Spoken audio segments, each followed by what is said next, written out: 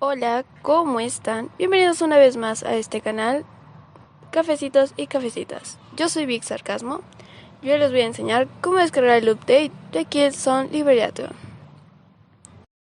Lo primero que tienen que hacer es ir al link que dejé aquí en la descripción del video, copiarlo y pegarlo en su navegador. Le pican buscar y automáticamente les dará la descarga directa. Ahora tienen que descomprimir el archivo zip y les dará la carpeta UZ00279, la cual tenemos que primero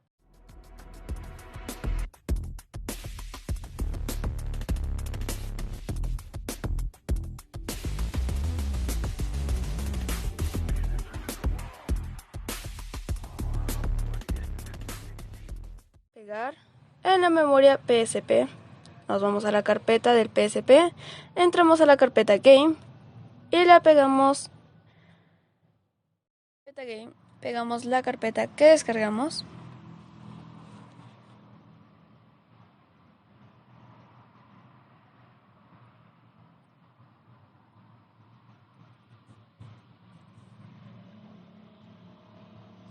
Aquí les mostraré de nuevo el primer paso, solo para explicarles que en caso de que no llegue a funcionar, tiene que renombrar la carpeta a versión americana, ya que esa es la versión europea.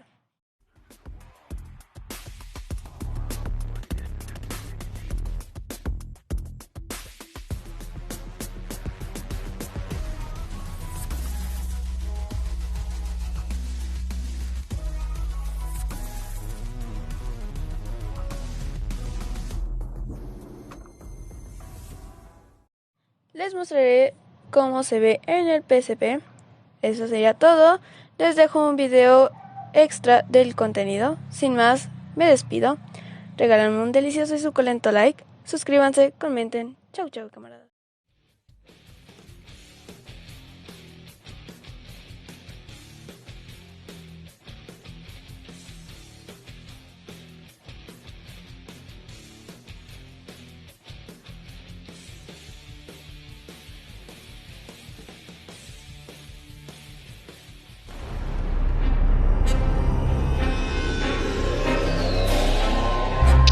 Welcome to the Killzone Liberation Chapter 5 Mystery Pack. We'll be bringing you intelligence on some of the techniques used in creating the levels in Killzone Liberation, and also giving you an example of how the best plans can change during development. We'll be talking with 3 of the developers today. There's Dennis Zopfi, Senior Designer, Ian Bockhoven, the Lead Artist, and Farid Vahul, a Designer. Hi guys, and thanks for agreeing to be questioned. I'm talking with Dennis Zopfi, Senior Designer on Killzone Liberation, about the initial concept stage of the levels. This isn't the final version of the Liberation user interface we're looking at, is it, Dennis? No, this is the version that we start with in the mock-up phase. We did like it a lot. It had this arcade feeling. It stood out from the background. You could see Templar's face there, so it was really, really arcadey. But also one of the comments we got was that it was too arcadey and it didn't really connect with the Killzone on the PlayStation 2, so we decided to change it into the version that it is right now. But the most striking thing still about these levels is that the terrain is formed entirely from white blocks. Why is that? Yeah, we start with white blocks. We call it mock-up geometry. We begin with this to test the gameplay. It's quick to make, quick to change, and for gameplay testing, it doesn't really need to be more complex than this. It's very clear and quick to change. The ammo box design changed quite a lot too, didn't it? Yeah, the ammo box went through some variations. It started with a heap of weapons, a big pile of guns and other stuff, but it wasn't really looking that clear in some other levels. Here you can see it very clearly because it's white, but in other levels it blended too much with the background graphics. Also, it was a bit illogic finding syringes in a big pile of weapons, so we changed it into more of a ammo box, a crate that could be dropped by the ISA or something like that. It even had a parachute attached at one point, but we changed it into this green and orange-esque box. That's the ISA. Oh, this is an early attempt to frame a cutscene, isn't it? Well, not really a cutscene, but more of a visual indicator to show what's important to the player, telling the player, go here, blow this up, or use me, or something like that. We use it a couple of times in the game, but we try to avoid it, using it too much, because it slows down the pacing, the action. So only when it's really needed or to make something really clear to the player, we do it. Earlier, we saw the Helghast eyes changing color to reflect their alert state. Was that always a central part of the gameplay? Yeah, it was always central. We wanted to make the Helghast showing their status with the color of their eyes, if they were aggressive or they didn't notice you. And in the mock-up phase, we had some more sneaking-esque missions, but we decided to make it more action. But you can still do some sneaking bits in the final game, only it's more of an option to the player than that you really have to do sneaking. Oh, this is a fairly simple game objective.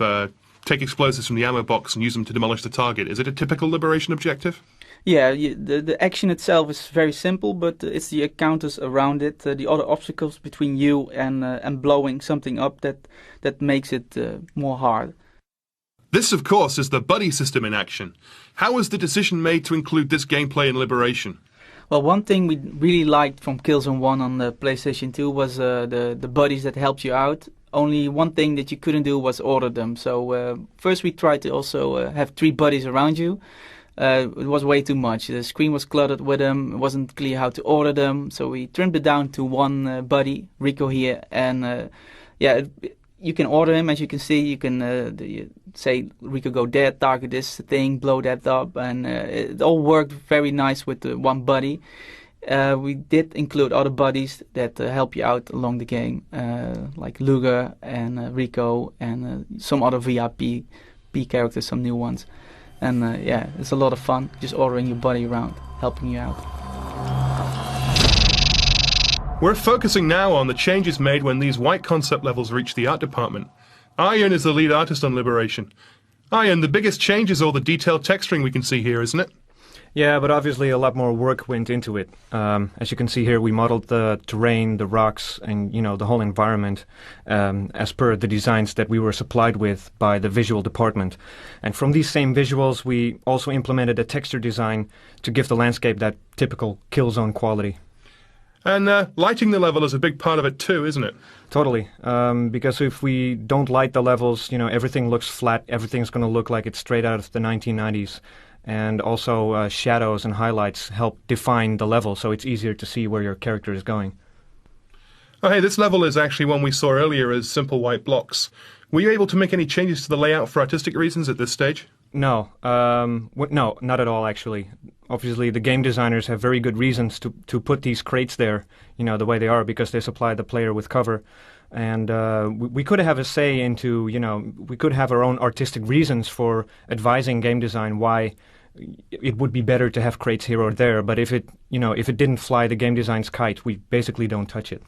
And that goes, I guess, even for the buddy cover, the little incidental objects. Yeah, they were all there, put on very specific places, because if you use the buddy command menu, you see exactly where you can move the buddy to. So, we couldn't touch those points at all. This mission from Chapter 5 is set in a devastated urban area. So how much effort goes into dressing a scene like this? Well, first we try to work out with our visual artists to put everything in the right context. So anything that started life as a boring grey box would become something that fits in this destroyed city, like a piece of broken concrete, debris piles, ammo supplies, or whatever else we managed to come up with. Once visual has solved that part of the puzzle for us, we can then start filling in all the blanks, like adding the debris textures, scorch marks, broken supports, and concrete reinforcements. And visual supplies us with a lot of material, usually a lot more than we could realistically produce. But the big advantage of this is that we can then put the best bits in and leave out the less important ones, so that we end up with a unified, coherent look. Moving on, we're going to discuss a concept that changed considerably during development with Fareed, one of Liberation's designers. This character eventually became the Supreme Trooper, but he started life as something called the Bounty Claw. Tell us a little bit about him, Fareed. Well, the Bounty Claw was a character we revived from Killzone 1 to appear as a boss character. Because he looked so awesome with his claws and all, it gave us enough room to come up with a cool encounter. How did the old Bounty Claw encounter work then?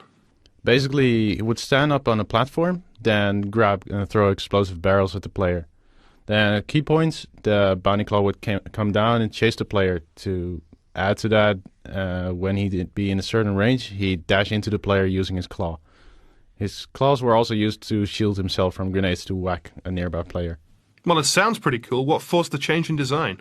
In short, the encounter didn't fit the Killzone universe. The encounter proved to be much more arcadey than we wanted it to be. So here's our new bounty claw, the Supreme Trooper. What's changed in the character design? He's more a mini-boss rather than an end boss. The Supreme Trooper lost one claw but got a big gun to make up for it. And although he lost the stab dash move, he kept the close range whack and can still shield himself from grenades. And he doesn't have the gorilla walk animation anymore because that was just too cheesy. Well, the encounter gameplay looks completely different.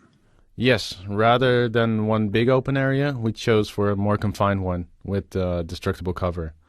And because the Supreme Trooper is still a big man, he smashes the cover when he's near or just shoots it when you're behind it. So are you happy with the final version? Do you feel it addressed all the issues? Yes, the encounter as it is now gives room for a more strategic approach, which is what we wanted with Liberation in general. And to add to that, he's less difficult than a real end boss would be. And a bit slower, so you can think about how you deal with it.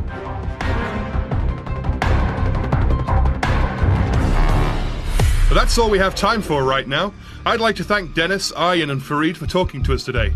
And I'd also like to thank everyone who bought Killzone Liberation for their support. We'll be bringing you more articles, features and movies on how the Killzone universe is expanding in the future.